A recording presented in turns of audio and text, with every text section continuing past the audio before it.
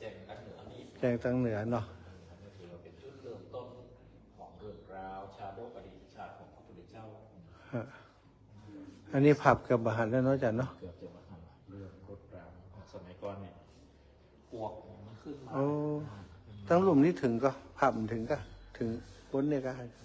ถึงปวกขึ้นมากับน้ำท่วมหลาย อ๋อหลาย ยุคหลายสมัยโยนเนาะ มาความชื่นเนาะ ความชื้นเกิดขึ้นนักๆกับปี49ปี54แล้วก็ปีแล้วนี่เนาะอันนี้กับท่วมเข้ามาในยุคหาง ครับ การผสมกรมศิลปากรก็มาทำที่ระบายความชื้น อ๋อนี่ บูรณะเสร็จไปเนี่ยเมื่อวันก่อนเนี่ย ครับหมายความว่าน้ำนี่ให้ระบายได้ดูดออกได้เนาะ ระบายความชื้นออกไป ครับ ได้ง่ายนะ เริ่มต้นคือภาพนี่เป็นภาพเรื่องนี่เลยเนาะ เป็นฉากเลยบอกโอ้มีเมืองหนึ่งนะเนี่ย เมื เมื อง อง ห ห นึ่ นึ่ ง ง นี่ภาพสภาพบ้านเมือง จำปาเนี่ยคล้ายๆ ในเมืองจำปาอุดมสมบูรณ์ มีขอบครัวหนึ่งเป็นขอบครัวที่ยากจนคัดสนหาเจ้ากินข้าว นี่หาเจ้ากินข้าว พระโพธิสัตว์ขององค์มาคือ มาคืออยู่ในพระโพธิคนทุกคน คนตุกเนาะ นี้ยังจะกินกับมัดที่ปู จีปูที่กินปูคนเดียวเนาะจีปูเอาแค่ว่าจีปู จีปูติดกับนี่โอ้ซอหาปูซอตามห้วยตามหนอง อ๋อ ก็หากับข้าวกับปลาก็บ่มีจะกินกับเจอกันนะคือปูสู้กันกินพ่อแม่ก็ละลูกพี่น้องอยู่กัน2 คนพ่อแม่ก็วันไปเนี่ยการเนี่ยหาคบหากินชอบมายาเข้า ยาต้องยาไส้เนาะที่จะมาหาคบหากินกันก็ละลูกอยู่บ้านอยู่จอมถ้าปีข้างนอกผมจะหาอย่างกินข้าวผมนี่กินกับชอบหาผูมาจี ละอองผูเนี่ยไว้พ่อแม่ปิดมาคือบอกว่ายังบอกว่ายังกลัวแม่ห้อง อ๋อเกลียดลูกนะ ลูกผมเนี่ยจะได้แบบ ปากันหนี้ ปากันนี้ลบไปอยู่เล่าพ่อพุ่นมาให้พุ่น อ๋อ ก็ให้นี้โหอยู่ก็ไปไล่เกียนเหนียวลูกนี่มาตุกมาหยาบมาขำมาวีบอกมาขำมาจูนสัก บอก เตือก ลับว่าจูไหลหนี้ ก็เลยมีก็เลยเปิดเปิงออกจากบ้านจากจอมไปขอเปิ่นขออย่างเปิ่นจะนั่นไหนเป็นไหนหนีเข้าไปในป่าคดไปพุ่น นี่ไปป่าไปป้าใส่นั่นนะ หนีไปในป่าแล้วก็โอ้เทวดาก็หันว่าอ้อโทษ เทวดาพญาอินทร์ พญาอินทร์พญาพรหมกุดก็แปลงร่างว่าอ๋อนอนส่งผลเนี่ยเป็นอันผู้ที่มีบุญมากเกิดอย่าง มีวิชาเนาะ มีวิชาอย่างของลิ้นติดเนื้อติดตัวก็เลยแถลงกายเป็นงูและพังพรท่านสู้ฮบกัน เวลางูชนะก็เลือดไปกาเอาเก้าไม้เก้านั่นมาผลใส่พังพรกันฟื้นขึ้นมาสู้กันต่อเวลาพังพรครบงูตายพังพรขึ้นไปเอาเก้าไม้เก้านั่นมาผลใส่งูฟื้นมา สู้กันต่อเนาะ สู้กันต่อไปจะนี่สู้กันไปสู้กันมาจะนี่ก็ละอ่อนกับหูแล้วนี่เก้าไม้นี่ว่าเหมาะนู่นนี่ มันเป็นย้ายเนาะ ยานี่ก็เอาปากไปกราบไปครบครบเอากราบบนท่านเอาปากกาไปแงน เอาเปลือกไว้กับนี่ก็มาแหมน้อยกับป้าใส่นกกามาลองยาปะหรอกาลบลงมาท่าน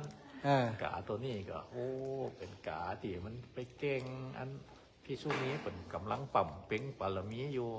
พื้นเก้าไม้โพสไลด์ท่านกาอยู่ตำบลกันไปขี้ใส่หัวไปแกล้งกับอันหมูสงสินเสียบาปครบหัวลูกไม่ขำคอตามคอการก็ตกลงมาตอนหน้าตอนตาตัวละอ่อน2 คนนี่ก็ขึ้นว่าโอ้มีจิตเมตตาเนี่ยจิตเมตตาดิโอ้ได้ยามาแล้วร้องพะล้อร้องยารักษากานี่พะล้อรักษาขึ้นหายเนี่ยกินขึ้นมาดังเดิมโอ้ยานี่ดีแต่ดูกานี่ก็บ่ลืมบุญลืมคุณนะไปสอบว่ากินตามลูกไม่อยู่ท่านใดป้าร้อน2 คนไปสอบไม่คนลงมาเมื่อละอ่อน2 คนนี่ได้กินยาต้องยาใส่เดิน ทะลุป่าทะลุดงไปกับจ่าตัวนี้ก็ไปลักจีนยักษ์ผมว่าจ่าเนี่ยนะ ลักกินอย่าง ยักษ์เปิดกำลังหาเอาจีนมาตากกาเป็นบินล่ำไก่มาเนี่ยมันลักกินจีนยักษ์จับได้ขึ้นอย่างสวัสดีค่ะเด้อ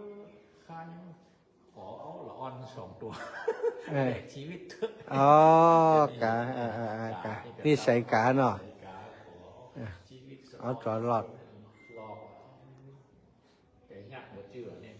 เอาได้ชีวิตอยู่ทั้งใดอยู่ทั้งนั้นพูดป้าไปหาละอ่อน2 คนยังเรียกละอ่อน2 คนนะการตลอดโดนพูดกลืนไปโดนพูด เรื่องพูดกัน ก็กินกาส่วนละอ่อน2 คนนี่ยับมาขังไว้ก่อนไว้เพราะว่าตีแต่ยักษ์นี่เป็นกำลังไปแสวงหาอาหารจะจัดงานศพของเมียตายก็เลยอ๋ออาหารที่ปิดมาตากไว้ได้อาหารที่เสียมนุษย์เอามาขังไว้กับตีมาขังไว้อย่างนี้ตายเพราะวันปลูกจะไปเจือนแขกมายักษ์ทั้งหลายมากินงานศพกันเนอะจะนี่แต่ละอ่อน2 คนนี่ก็โอ้มาไปเอามือไปแย่หูดังหอมโอ้นี่ตายแล้วนี่นี่จะได้นี่มียาวิเศษอยู่ไปยักษ์นี่มันจะฆ่าเขานะยักษ์นี่มันจะกินเขานะลูกกินยังนะอินดูอินดูมันนี่เนาะเขาจะตายคงเป็นยังนะเขาก็ย้ำตื่นย้ำในก่อนก็ถูกจะกินอย่างเขาก็เป็นยังนะกันนะยาหานี่ฟื้นขึ้นมากันโอ้กัตตัญญูกตวิธีก็เกิดขึ้นเหมือนกันอยากกับมีกตัญญูก็เลยมูติดเจือนมาเมียข้าฟื้นแล้วข้าบอกคือกินละก็นี่ที่แรกจะมาเจือนมากินมาลกเนื้อเมียข้าฟื้นนะเกิดมาช่วยเมียข้ากอดเป็นตุกเป็นเต้าแล้วกอดเป็นตุกเป็นเต้ายักษ์อะไรมันได้ยังกับข้าสู้กับกินกับสู้บอกไปพิกินกับควายมาข้าจะกินคนเดียวอันนี้ก็เชียร์เหมือนกันอันนี้เป็นผู้ที่มีพระคุณค่าข้าบอกเนี่ยมาได้แล้วบอกกำลังแย่งกันกับโม่เลือดทอดกันเทวดาเลยมาปราบนี่เอาปราบเนี่ยแกะยักษ์โอ้สูพิษเขียงกันที่บ่ได้เทวดามาช่วยลูกแตกกันเนี่ยยักษ์ย่าหัวเทวดาอย่างนี้กันไปยักษ์นี่ก็ว่าถ้าเอาอยู่เมืองยักษ์นี่มาได้การละตายละนี่ไปส่งเมืองพ้นเนี่ยเตอะเอาละอ่อน2 คนไปสู่ไปเมืองพ้นเนี่ยโอ้ยักษ์ทั้งหลายก็บอกหูจักก็หากันไรของมัน2 คนนี่ก็มาขับมาอยู่เมืองพ้นก็สร้างปรมีต่ออันนี้ปรมีที่สร้างเมืองคนเนาะช่วยสัตว์ช่วยคนเนาะกับนี่ก็มาเมืองพ้นปุ๊บโอ้มาป้าใส่ลูกบอกกล้าเป็นวงเสือโคหักขาเสือโคให้อยู่นี่อาหารนี่จะได้ดีให้อยู่นี่ถูกขายละจะช่วยคายยามันจะลองใส่คนเนอร์ช่วยรักษาลูกบอกกล้าเป็นฟื้นหายขึ้นมาก็เอ้าให้เห็นคนทำกินมีกตัญญูกตวิธีต่อกันมาช่วยโลกมันก็ได้ฟื้นได้หายมาบอกกล้าด้วยกันเตอะสัตว์ตัวนี้มาเป็นโอกาสสัมภาช่วยโอกาสสัมภาปุ๊บกันหัวขาวลูกสาวจังหวัดเนี่ยปุ๊บลูกปุ๊บหายก็ยาหมอหายหมอทั้งไหนกับปากกาซ่อมหาเปล่าปากกาไปตีกล้องมองหัวหัวไปทั้งไหนใจฟังยังไงเตยกูรู้โอ้เห็นเลยเอามาฟังมาน้อยมาด้วยนี่โอ้ไปชี้หูนะไปชอบหาเตียงเอ๊ะกะจะไม่เกิดทำไมกะจะไม่เกิดทำไมเนี่ยหันปักเลย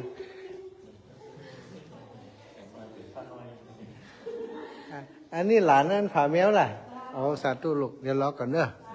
ตัวลงดูนี่ก่อน จากนั้นมาก็อันนี้ก็ไอ้ตัวนี้ก็ ฮักตะกี้ฮักษาลูกเจ้าเมียงแล้วเนาะ ก็มารักษาลูกเจ้าเมืองนี่ก็แปลงซุ่มเป็นอย่างอาสาสร้างก็มีก็แปลงซุ่มนี่ดีอาสานะ อ๋อ แปลงซุ่มเนี้ยเวลาใส่ยาเนี่ยบรรเลงดนตรีไป เออ สมัยเดี๋ยวนี้ก็จะว่าก็ดนตรีบำบัดเนาะ อ๋อ บรรเลงตัวถึงปีว่าขนาด ข้าพเจ้าทำการรักษาไปเสร็จ นี่แหละทำให้เป็นพิธีเนาะ ไปรักษาไปบำเพ็ญไปทำใจให้สูงบ้านไป อ่า ได้ฟื้นขึ้นมาได้มาเป็นบุคคล พิเศษมีผิดให้พิเศษของส่วนนอกหลงหัวของเขาได้เป็นโปก้าตัว อ๋อ อยู่เมืองนี่ฮะบุคคลเจ้าเมืองนี่ฮะ ประเดี๋ยวนี้ส่วนนี้อย่างนี้มุดไปจัดนักน้อยจันเนาะโอ้ ส่วนนี้ก็มันผลสากมาตั้งแต่ ตั้งกรมศิลปากรเปิ่นจะมาช่วยดูแลก่อนเรื่องภาพที่มุดที่เสียเปิ่นว่าจะได้ศิลปินเขาว่าได้ ผมจะรักษาโดยตัวเองถ้าเกิดเติมแต่งใหม่นี่ก็คงจะเนี้ยมาได้ อ๋อล่ะ นอกจากพระราชองค์การอาจจะนั้น ถ้าจะเป็นเหมือนกับสั่งการแบบ สร้างการว่ามา เหมือนกับวัดพระแก้วเนี่ยโอเคละนั่นเป็นยังได้แต่ว่านอกจากการอนุรักษ์นี่คือว่าให้คงสภาพนี่คืออนุรักษ์ อ๋อ เวลาจะมาตั้งแต่งเขียนเติมไปกายจะเป็นไม้ไปเนี่ย อ๋อ เป็นแต่พระราชประสงค์เพราะฉะนั้นอันนั้น เออ นี่ก็จะเป็นเรื่องราวที่ว่าถูกงูโชคอยู่นี่ครับ อ๋อนี่งูชกแหมตนกะแหมคนกะ มันเรื่องแบบนี้ อ๋อ อันนี้งูโชคประเภทอันนี้เรื่องราวโลกาทีเรื่องมากาไป อ่ะ ลงมาเนื้อเพื่อเมืองเนี่ยน้องเบา อ่ะ เอามาจูงรักจูงแขนเพื่อไม่ นี่มาเปิ้งใจเพศเนาะ มาเพิ่งใจเพียมกันนี่แหละ นี่เอาคนนี้ ลูก อันนี้ก็มารักษากะ รักษาเหมือนกัน เอารักษาหายแล้ว เหมือนกันอันนี้รักษาหายแบบเขามาเป็นลูกเขยเจ้าเมืองของเมืองเนี่ย เป็นอ่อนน้อมถ่อมตัวย้อมเองเนาะที่แรกว่าจำเอาอย่าอ่าอ่า ทำไมใครขับลูกสาวเกิดมาอายุ16 ปีเสือจะพก เออ ขายไว้พ่อหมดขายอยู่บนนอนบนนั้น เออ เสียดายเสือพวกนี่อายุ15 16เพิ่งไปไหนเพิ่งไปอยู่บนป่าชาผาสว่างทำลายใครทักนี่จะเกิดขึ้น เออ คือว่าในห้องที่อยู่หันขึ้นนี้มีดด้ามเขี้ยวเสือ อ๋อ เนี่ยประหลาดจัดเจ็ดตกใส่หลังตีนกันนี่นะโอ้เสียเจ็บไม่ป่วย ย้อนเสือแต่เสือครบแต่ ไม่ได้เป็นเสือตัว อ๋อแน่ สุดท้ายก็ทำการรักษาท่านรักษาท่านแบบฟื้นขึ้นมาแบบโอ้ภูเพสนิวัตนี่มัน จูงแขนเสียขอดีว่านั่นนะ นี่นะ จูงแขนจูงหักพิเศษสมรสมาปุ๊บอันนี้ก็ผมจะเป็นเรื่องราวจะไปเยี่ยมป่อเยี่ยมแม่เยี่ยมปีไอ้นะสมเภาไปกล้าไปขาย ไปผจญภัยเนาะ จนไขมาซึ่งสมเภามาแตกนี่ นั่นเองเขาบอก แต่กันนี้ แต่นี่ ชอบหากันได้เนาะ แต่นี่ต่างคนกับต่างร้อยน้ำพัดขาดจากกันหนีกับหนูสิ้นอะไรน้ำไหลเลือดที่ว่า หลายน้ำไหลนี่น้ำไหลน้ำ มันขึ้นหน้าอย่างนี้มาให้หาน้ำอย่างนี้ก็หาผมไปตามปลาขาดไป สาธุจ้ะสาธุครับ อันนี้ก็จะเป็นเรื่องราวที่มาผจญภัยครับอันนี้ก็มาสวยพญานาคมาสวยเทพยาก้อนเนี่ยได้ของพิเศษเพิ่มเติมไปโมอันเนี้ยอยู่กับใหญ่ไปไปอยู่กับหมาเช้าให้คนขึ้นแล้วก็เสื้อไทยเขาไปบวชเป็นชี้เนาะภิกษุนี้ก็หาหน่อยนะ ภิกษุนี้อ๋อ ภิกษุนี้หรือแม่ชีสักนั้น ภิกษุนี้เจ้าเมืองนี่ก็หัวมีหญิง สาวความงามเกิดขึ้นอยู่หัน อืม ก็เลยใส่ไต้ อ่ะ ใส่ได้เมียใส่ได้มาเป็นมเหสี ล่ะ เลยใส่เสนาอามาตย์ไปที่ต่อตัวไม่ยิ่งก็ว่าโอ้ข้ามีสามีแล้ว อ่ะ อันที่นี่ก็จะมาย้อม ครับ เขาตรงทหารเข้าไปหาเข้าไปเข้าสมุทรลบไปเลยหนีไปบวช อ๋อ อย่างนี้บวชนะ อ่าอ่า แต่ก็ลบไปบวชก็จะลำบาก อ่า เราเรามีกันยากน้ำพูดอื่นจะไปชอบหามีพูดอื่นแทน อ่าอ่าอ่า ใน อ๋ออ่า เข้ามา อ่าไปใส่ชุดไทยลื่นเนาะมื้อนี้เนาะ ไทยเรื่อง เออ ชุดนี้น่าจะแต่งตัวแบบคนโบราณแบบเก่า อืม แบบส่วนกลางเหมือนกัน อืม ส่วนในแต่เจ้าแต่ละกลางจะสวยอย่างสวยก็คือเพราะให้เกิดวิเศษซอหาก็ไม่ได้ อืม นี่ก็เลยพ่อก็ขึ้น อ่าเออ ไปสวยนะโอมาจารีให้เห็น อ๋อ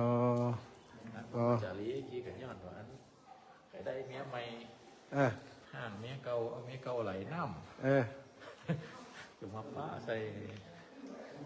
เจ้าจันทคาดเนี่ยเหาะมาป้าใส่ก็มา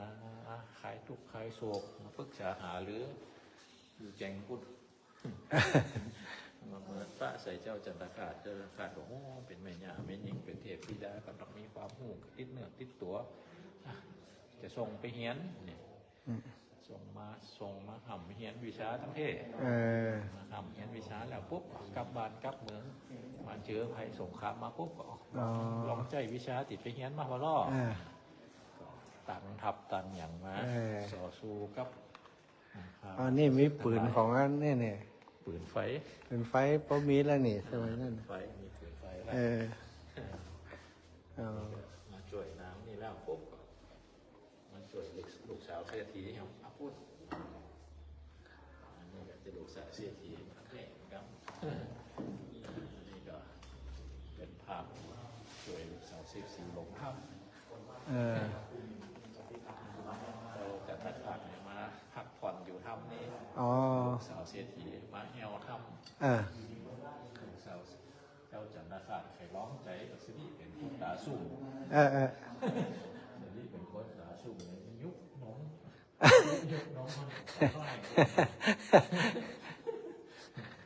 เออ อันนี้จะอาจจะบ่มีในถ้ำเขาเนาะ อืม เป็นคนวาดเนี่ยว าดคนวาด อารมณ์แห่งศิลปิน เออเออเออ เข้าใจว่าอย่างนี้ภาพประเทศนี่ทุกเจ้าที่อยู่วัดเนี่ยไข่ซิก แล้วก็ทุกเจ้าวาดเป็นบทมือซิกเตือ อ๋อ ช่วยวาดขึ้นแล้วไอ้ก้อน เออเออ วาดแล้วนี่ซิกไปเนี่ย อ๋ออ๋อ วาดอารมณ์เข้ามาแล้วก็วาด เออ ตัวใหญ่หน่อยให้มันแล้วเลี้ยวหน่อย เออ ประเภทนะครับนี่ครูวาด เออ วาดเริ่มต้นนี่ยังไม่ยิบตัวน้อย อืมอืมอื อัน ม นี้ลูกชิดวาด อ๋อ คนกัน เออเออ มันแล้วเลี้ยวไข่ซิกเลี้ยว อ๋อ นั่น คิดว่า เอาอาจจะนั่น เออ อันนี้เรื่องราวเหล่ามาต่ออันนี้ก็เรื่องราวที่ป้าเรามันสาว3 คนเนี่ยมาชอบทำบุญสุนทานหัวจักวัดจักวาตามวัดเขากับป๋ามาทำบุญสุนทานมาเป็นกับเขากับป๋ามาเลี้ย เอง พระ อ จัดถวายสังฆทานต้นกันอย่างต่าง อืม ๆป๋ามาทำบุญป๋าไปผจญภัยไปป้ายักษ์ก็ไล่ อืม อันนี้ก็ไปสังฆาปะเปิดไปพรมน้ำหมูกน้ำมนต์กับเจ้าบ้านเจ้าจอมอยู่แจงท่านนะเจ้าบ้านเจ้าจอมก็โอ้ปะยักษ์มาไหลมาคุยตื่นตกใจก็พูดน้ำมนต์หมอนยักษ์นี่ก็ไหลซ้อหาก็อันนี้ก็เหาะหนี อืม เหาะซ่อน3นะ ก็มี3เนาะ3 คนไปมาเนาะ เอาสาวแบกตั้งหลังก็เหาะหนี ยามก็ควัดสาวก็แบก ยักษ์ก็ไหลมาเนี่ยตัดคอยักษ์ตกลงมา เออ หนีมาป้าใส่ยักษ์กินคนเห็นมนุษย์ปลากินคนนี่เห็น เออ เพราะไปอยู่บนเก้าไม้หมูนี่ก็ไปปั้มเก้าไม้ เก้าไม้ก็ไม่จะเต่าก็เพาะหนีไปพูดเนี้ย อ๋อภาพมันนั้นวนกลับไปกลับมาก่อนเนาะ กลับมา ใจฉาบน้อยบังไว้ เออเออเออ ฉาบเป็นตอน เออนี่ก็คือเรื่องราวเป็นจิตรกรรมฝาผนังเป็นเรื่องเป็นหนังยาวเนอะหนังยาวโอ้รายละเอียดนักกว่านี้นะอาจารย์เล่าโดยย่อๆให้ฟัง อันนี้ก็ป้าลูกสาวเศรษฐีมาสมบ้านสมเมืองเนอะ ทั้งปุ่นนั้นผับละเอียด อันนี้ผับมันจะนี่หน่อยเป็นไข่ซึก ผับตัวใหญ่จะได้เร็วๆตอนจากนี้ก็เลยข้าพเจ้าเคยหูมันหมดเนี้ยข้าอยู่นั่นก็ไปต้องอมแก้ววิเศษตีพญานาคด้วย พญานาคเนี่ย ถ้าอมแก้วนั่นก็จะมีตาติบหูอยู่ไหนนะ อืม ก็เลยหัวมีข้าบวชอยู่พุ่นก็จะไปด้วยหาละ สุดท้ายก็เอาละมาส่งสาวสามคนแล้วข้าจะไปหาเมียเก่าเมียกบให้กันว่ะเพราะ อ๋อไปจบ สถานได้ฟังเรื่องยาวจากท่านอาจารย์เนาะเดี๋ยว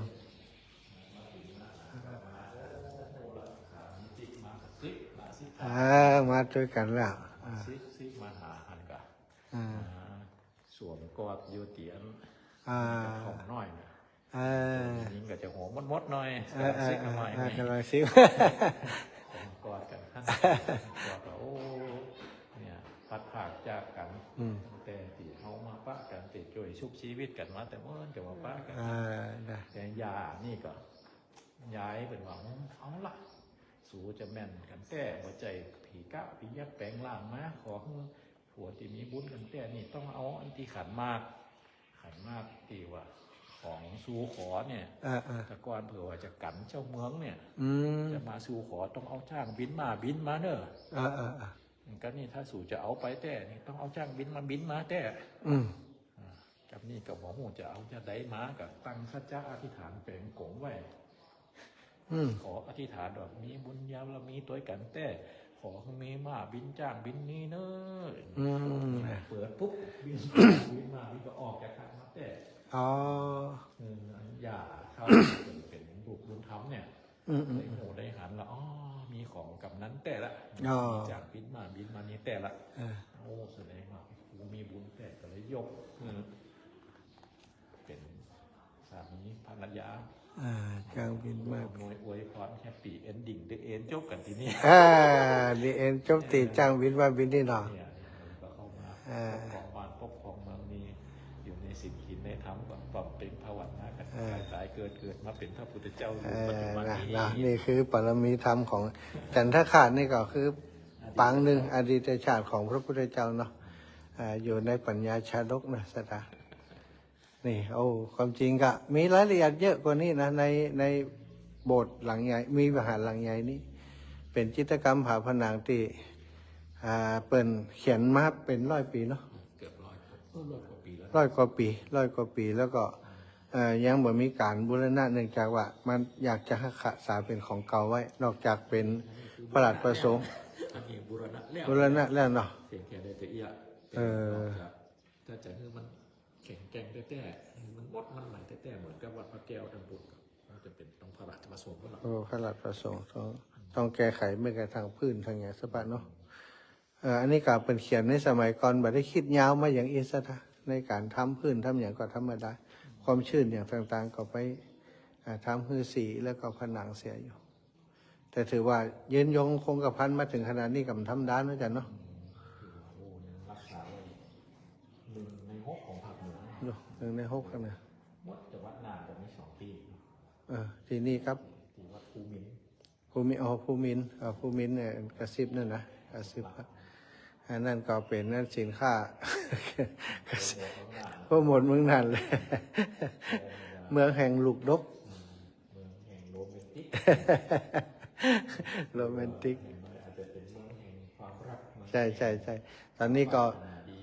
ตั้งใช่เมืองนั่นตอนนี้รู้สึกว่าพัฒนารูปแบบการพัฒนาก็เน้นของเรื่องของความโรแมนติกเนาะสีสันอย่างบาชูชาติจะเน้นสีโทนน้ำตาลโทนอย่างครึมสงบแบบเหนือเขาเซเว่นยังย้อมเนาะเซเว่นยังมันบัดได้ชูชาติบัดได้เข้าเมืองนั่นบัดได้เมืองเก่ากับจ่ายเป็นสีแบบเก่าเปลี่ยนสี ใช่ใช่เขตเมืองเก่าอันนี้ก็เป็นการนั้นช่วยของงานกรมศิลปากรว่าจันเนาะมาทำตีระบายน้ำระบายความชื้น ถ้าในนี้น้ำจะบานี้ละตอนนี้ก็คือมีจุดระบายออก แล้วก็จุดที่สามารถดูดน้ำออกไปวันนี้ได้หันสิ่งกำแพงนี่ก็ทำร้านหนาๆนั่นเราจะเนาะมันถึงเย็นเนี่ย เอาไว้หน้าห้องเอาไว้อยู่ ก็ทุเย็นด่ะหนาขนาดหนาเกือบ80เลยผมว่าการเนี่ยผนังนี่ถ้าหน้าประตูนี่เม็ดหนามากหลานน้อย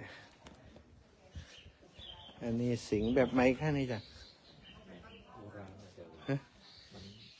เก่าลำไยเก่ามันเต่าทับเลยปั้นแบบเดิม เออ